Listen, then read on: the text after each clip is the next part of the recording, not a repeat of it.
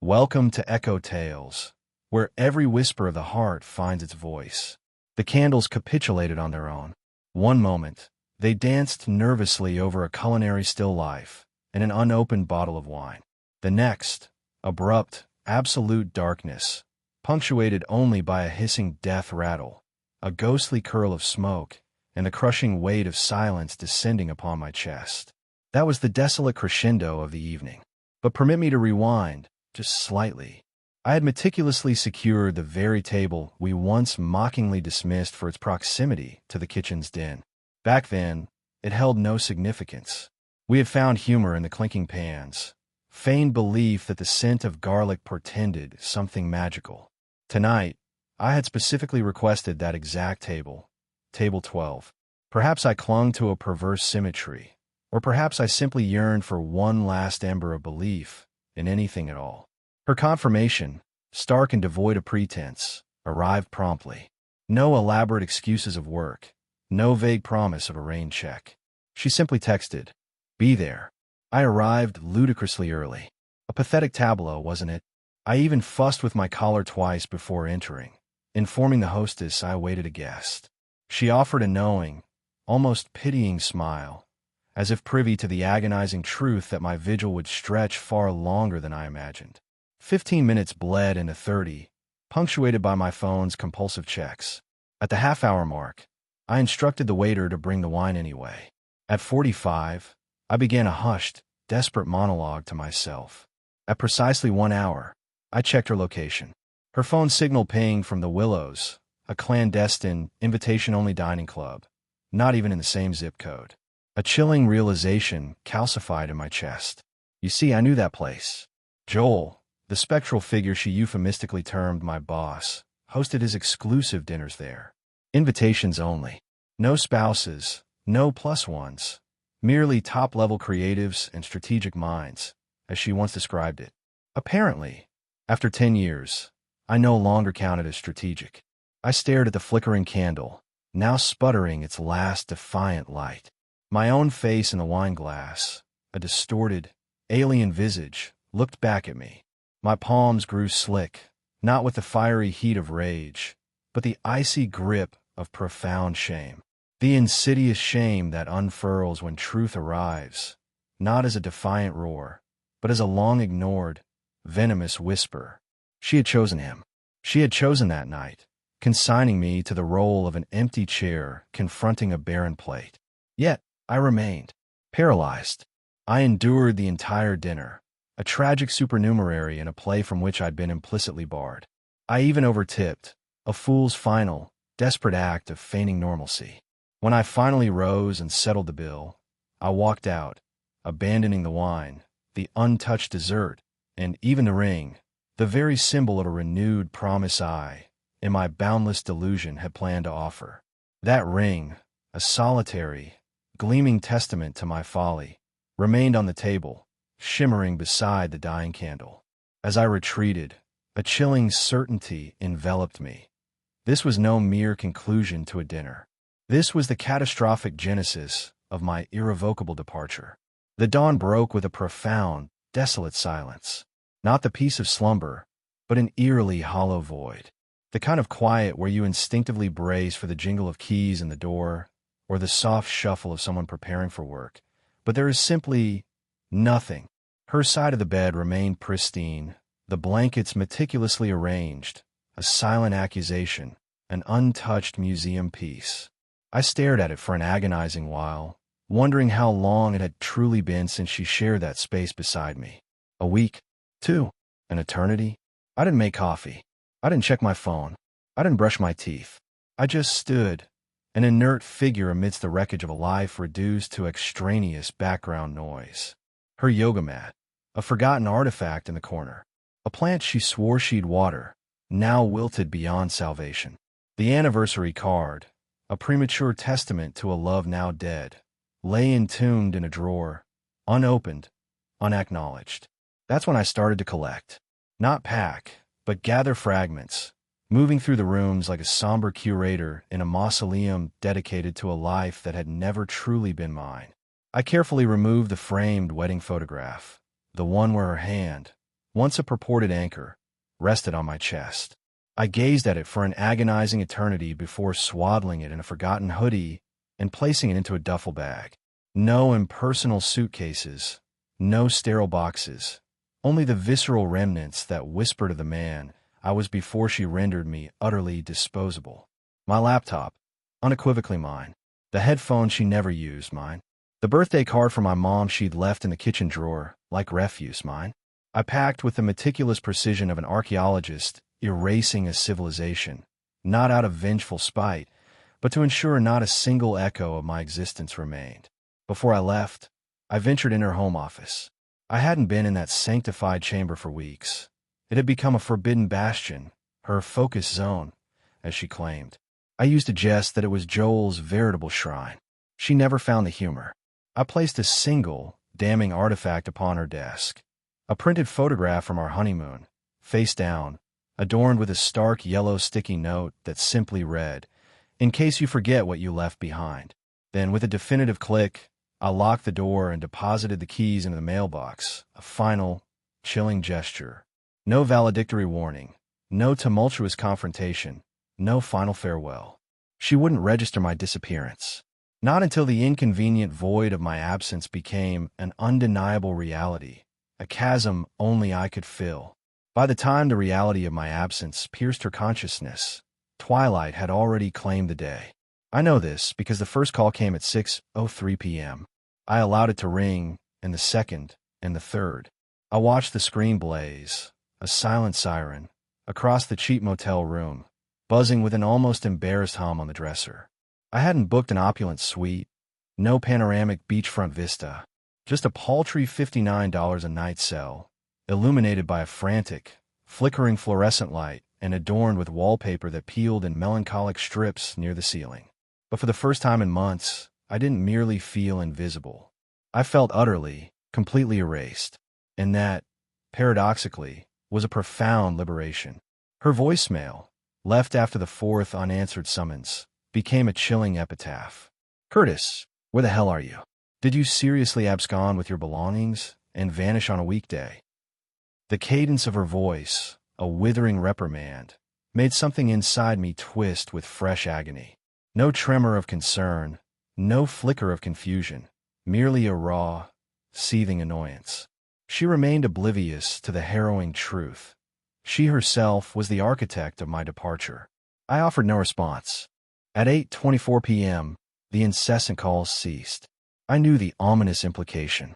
She was undoubtedly with him now, Joel, perhaps unburdening herself over martinis about her overly sensitive husband who stormed off.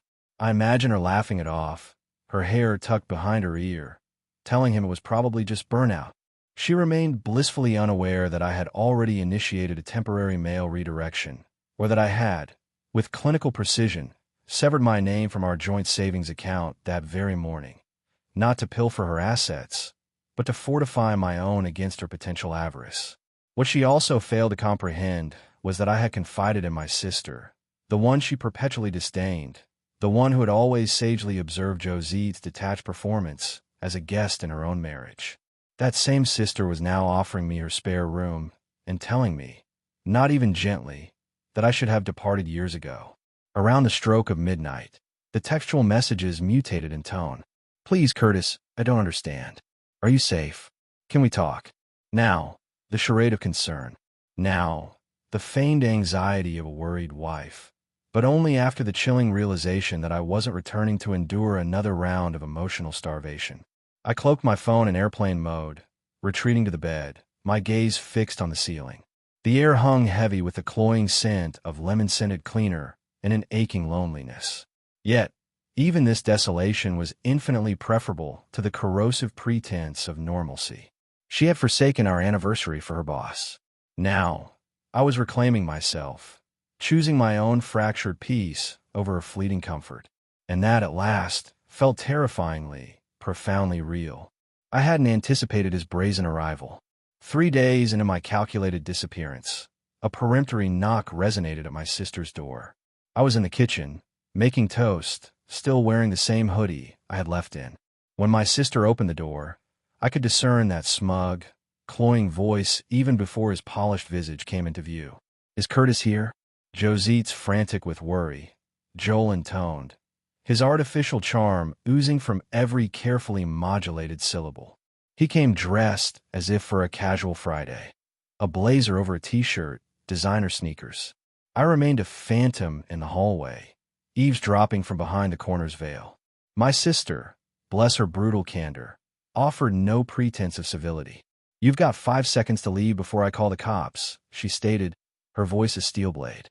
There was a beat of stunned silence, then his dismissive laugh. She just wants to talk to him. She should have talked to him before canceling their anniversary for your dinner party. His voice plummeted, colder, sharper.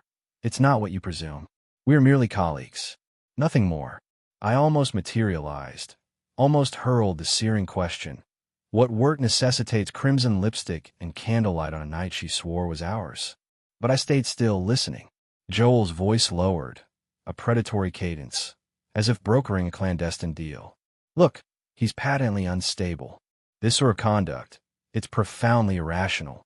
That word, unstable, struck with a force more devastating than any physical blow. Was this her carefully constructed narrative? That I had irrevocably fractured? That I lacked the masculine fortitude to navigate stress? My sister, unmoved, retorted, rationality is recognizing your wife chose her boss over her husband, and then, finally, walking away. Now depart. She slammed the door, a definitive punctuation mark. I heard his footsteps recede, slow and deliberate, the sound of a man unaccustomed to defiance. I imagined him retreating to his sleek car, no doubt firing off a contemptuous text to Josette, branding me a cowering coward. But I wasn't hiding. I was painstakingly, bitterly, yet profoundly, healing. Later that night, her call materialized once more, leaving a voicemail saturated with the brine of manufactured tears. Curtis, I never intended for any of this. I swear, nothing transpired with Joel. Please, I just need to see you. The ironic twist. Nothing, always declared after the irreparable damage. The bitter irony. Her voice only fractured after her boss's futile attempt to drag me back like a chastened dog on a leash. I archived the voicemail, not out of any credulity, but as a chilling sonic reminder of her guilt, a safeguard against any future amnesia of my reasons for escape. Her next appearance was outside my sister's garage, a poignant figure clutching a defiant bouquet of sunflowers, her expression a practiced mask of sorrow, as if she had just emerged from her own interment. No genuine tears graced her cheeks. That would have been an unforgivable breach of her carefully constructed facade. Instead, she wore a rehearsed grief, perfected in the mirror before critical corporate meetings. I simply stood, a spectral presence a few feet back, arms crossed, observing her desperate calibration. Which version of me was she attempting to address? The pliable doormat, or the formidable stranger she no longer recognized? I didn't come to wage war, she murmured, her voice laced with manufactured fragility. I merely sought to explain. I waited, an unyielding monolith. She edged closer. It wasn't what you imagined with Joel. I swear, the dinner was entirely professional. We indulged a little too much. And he made a casual quip about how married individuals forget the art of revelry. I laughed because I was nervous. That's it. I almost mirrored her hollow laughter, not from amusement, but from the grotesque realization that she genuinely believed this catastrophic mess was still salvageable, that a few carefully chosen platitudes and a wilting bouquet could yank me back in her gravitational pull. I left you a note, I stated, my voice cutting. Did you even deign to read it? Her eyes darted, betraying the truth. She hadn't. Of course, she hadn't. I took a step forward. You abandoned me, on our anniversary, for a clandestine dinner with a man whose affections for you were starkly evident. And you withheld this truth until afterwards. You didn't even possess the integrity for a convincing lie. You simply expected me to passively absorb the indignity. She averted her gaze, clutching the sunflower stems as if they were a lifeline in a turbulent sea. I didn't think you'd actually leave. That admission shattered something profound within me, for there it was, the brutal truth she had desperately sought to inter beneath a mountain of excuses. She never believed I possessed the fortitude to walk away, that I was so predictably spineless, so utterly subjugated, that I would simply endure. You didn't think I'd leave, I reiterated, my voice dangerously quiet. That, Josette, is the fundamental problem. She gently placed the flowers on the car's hood and whispered, "What do you desire me to do?" I shook my head, a gesture of profound finality. You should have posed that question before your dinner with him, not after dessert. Then, I retreated inside. I didn't glance back, for, in that moment, for the first time in our entire marriage, I possessed the irrevocable final word, and I would not squander it on a monologue she wouldn't, in her self-absorption, ever truly hear. I should have anticipated her refusal to let me dissolve into quiet oblivion. Josette, inherently, was a force of calculated chaos when her meticulously constructed world began to fissure point 3 days after her perfunctory apology failed to secure her absolution. The insidious narrative began its virulent spread. It commenced with mutual acquaintances dispatching strangely solicitous texts. "Hey man, everything all right? Josette mentioned you're going through a rough patch." Or, far more galling, "She told us you're having an identity crisis." That last one almost extracted a bitter laugh. It took no time to discern her elaborate narrative weaving. She, the paragon of concerned wife; I, the pitiable, unstable husband. The version where I had abruptly abandoned our life, inexplicably struggling with perceived pressures, perhaps even fabricating phantom problems.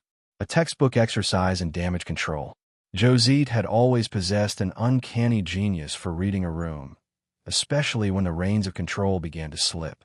She knew precisely how to imbue a lie with just enough saccharine truth to make it palatable, utterly believable. And now, she was meticulously painting me as erratic, perhaps even inherently fractured. The pathetic husband, unable to stomach his wife's meteoric ascent. The most venomous sting? People, not universally, but enough of them, swallowed her insidious fiction.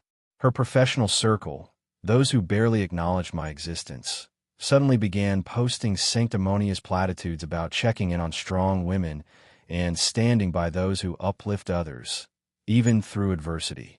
Subtle, passive-aggressive, and perfectly aligned with the insidious ethos of her inner circle.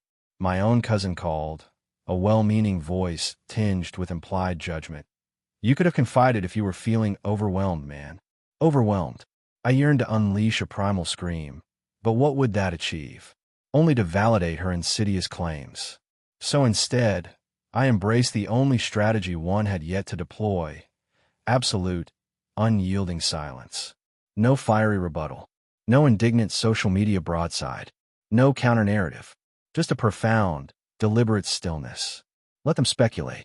Let her writhe in the escalating discomfort.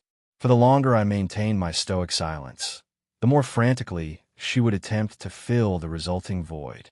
And the more transparently obvious her carefully constructed deception would become. I knew, with chilling certainty, that it would ultimately unravel.